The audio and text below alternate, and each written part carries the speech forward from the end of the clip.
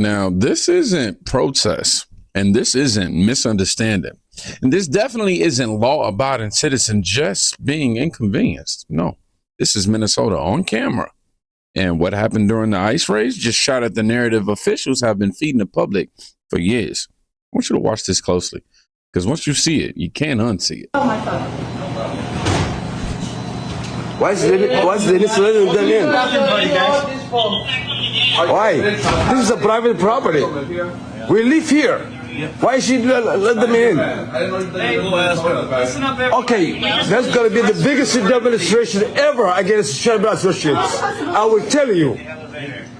I will tell you. Here and I'm standing here waiting, doing a pee-pee dance. So yeah. Shatter Associates are doing this to us after 30 years of living here. These are just families, man. Chairman Associates, I live here 27 years, and they're letting this ICE in to harass us as Americans. We are Americans. Look at this. Why are they giving a back for in a boat that's not for that? What? I know the title. Show your face if you're not ashamed. Show your face. We are Muslim? Is that the problem? Yeah? After 30 years of taking our money, we are Muslim? Oh, good. Be quiet, Ben. But you guys today don't listen to comment voting. It's not trespassing. So, Minneapolis apartment manager opens the door for ICE. Somali tenant's immediate response is, "I will unalive you." Wow. That wasn't political rhetoric. That wasn't social media spin at all. That was a direct threat that I heard, caught on camera, during a federal operation, might I add. And here's what matters. Nobody forced those words out. Nobody edited that sentence in. They came out naturally, under pressure, when authority finally showed up. And if you're still thinking this is about paperwork or simple immigration issues, you're already behind. Now, while that is happening in real apartment buildings, listen to what Minnesota's leadership says this is really about. Look, it's not law-abiding citizens. If that were the case, there's a lot of white men should be holding a lot of white men accountable for the crimes that they have committed. I think for the community to maybe educate their population, because I think what you're seeing here is there's secondary victims in this, that there's providers inside the community that are then victimizing the community themselves by signing them up, because when we're going to some of these people, they're like, I had no idea I was in this program. So I think it's asking us then, for every crime, which of course the majority being committed by white men, asking us to do more about that. I think it's crime in general. And I think the biggest thing on this is just making sure that we're educating the population. And again, this is 80 people or so that have been convicted in this, maybe some more in that, out of a broader ring. Medicaid fraud will stretch across all racial demographics, all ethnic groups. So I think it's really important for us to note each community's got this in their own midst, but to blame them and say that they should have been responsible for stopping it, I think that's a pretty hard reach. I think we continue to educate folks about why they shouldn't commit crimes. You would hope that it's being taught both at home and at schools and in our society. But no, I think this idea that the Somali community's to blame for this because they didn't do more, I think that's how we got into this. And that's, again, I know we're not going to lose the whole plot here. All this work that's being done, Donald Trump brought this to the attention like this is something brand new. This is not brand new, and it's been being worked on, but he made it white hot and very dangerous. Did y'all catch that? Now, instead of addressing the behavior you just saw, instead of explaining why threats are happening during ICE arrests, he pivots. Every Democrat does. White men do crimes too. That's not leadership, man. That's deflection, if you ask me. Because here's the uncomfortable truth, right? No one asked him about race. They asked him about accountability. And when politicians refuse to answer basic questions, that's usually because someone else already knows the answer. Which brings us to the part they really don't want you hearing. Get it queued up. Someone from the inside of the community saying the quiet part out loud. For having me.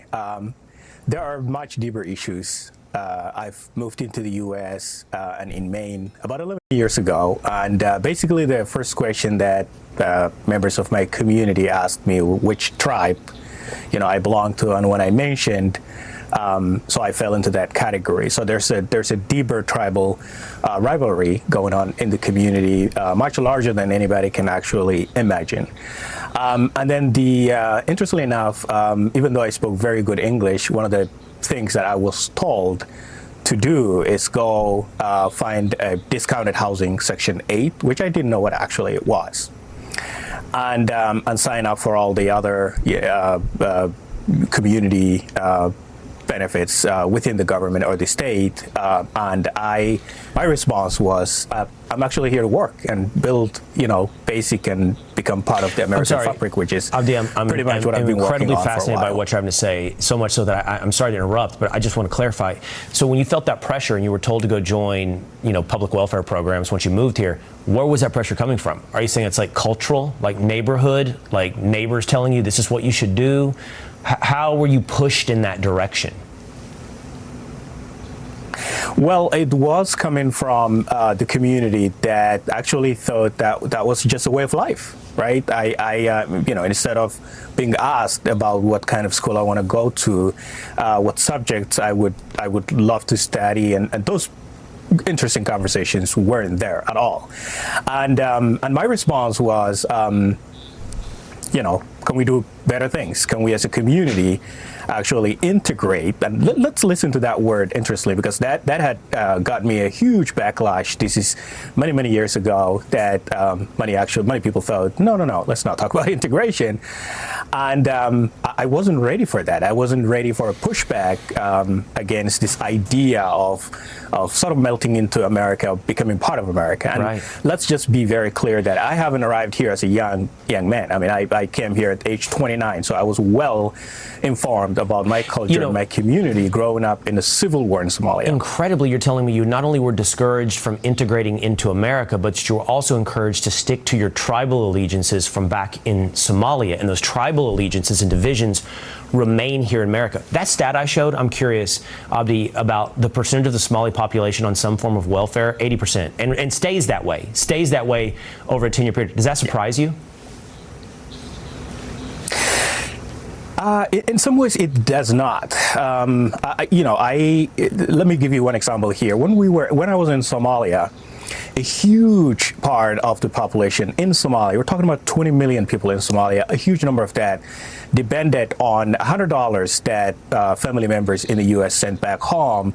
So there was not a lot of work to rebuild the country or get to work or, just basically building things. So this whole idea of receiving things the easy way has unfortunately actually evolved and became part of our way of life. That right there, that just blew a hole straight through the victim narrative. I mean, right through it. Notice what he didn't say, right? He didn't say America failed him. He definitely didn't say racism blocked any opportunities. He said the system encouraged dependence and punished the idea of assimilation. And when someone from the inside tells you that, you don't get to wave it away as hate, right? No. That explains the behavior, that explains the resistance, and it explains why enforcement feels like oppression of people who were told the system would never push back. And if you think this is just talk, let's look at what happens when the receipts, do their thing and decide to finally show up. So we're talking about Abdimajad Mohammed Nur. He's going to spend the next 10 years, though, in federal lockup after investigators say he took part in a $48 million COVID-19 pandemic scam. So this was part of a meal fraud scam, Trace. They spent hundreds of millions of dollars that were meant to feed hungry American kids on a lot of different things. They took stacks and stacks of cash like you're looking at here. They were blown on luxury cars. Let's buy an Audi. Let's buy a waterfront property out in Minnesota. And if you have time, let's go to a private villa out in the Maldives. That would be nice. Well, that's what they did, according to prosecutors. They showed these video clips, Trace, of the fraudsters popping bottles of champagne out on that luxury getaway. Police say the men were happy to be cashing in. They were texting each other, "You're going to be the richest 25-year-old, God willing." What is being called the largest fraud scam in history. It happened on Minnesota Governor Tim Walz's watch. Today, the Democrat who ran for vice president launched a fraud prevention program. Critics say that's a little too late. The White House has slammed him for failing not just his state of Minnesota, but the country. He pushed back. You can't have one without the other. Any amount of fraud is too much. That's why over the last several years, we've made many systematic changes to state government to both detect fraud and hold those accountable after it happened. Year after year, we brought new ideas to the legislature to stay ahead of the evolving tactics, and they are evolving. Okay, so it doesn't stop there, though. Prosecutors 10 years, $48 million, federal prison. This isn't a rumor.